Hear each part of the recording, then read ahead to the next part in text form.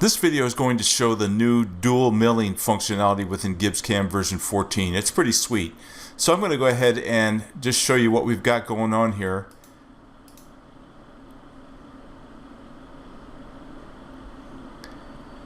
And we've got multiple right angle heads in this as well.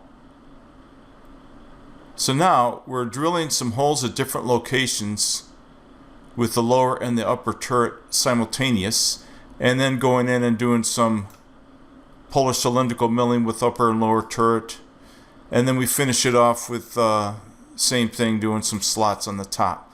So how do we achieve this? Operation 8, I'm drilling at a given location with the upper turret. Operation 9, a given location with the lower.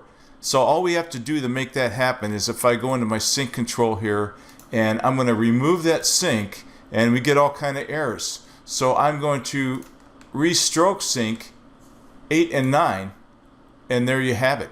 That's really all there is to it, is to add a stroke sync, and you've got the dual milling functionality. Really cool feature. Thanks for watching.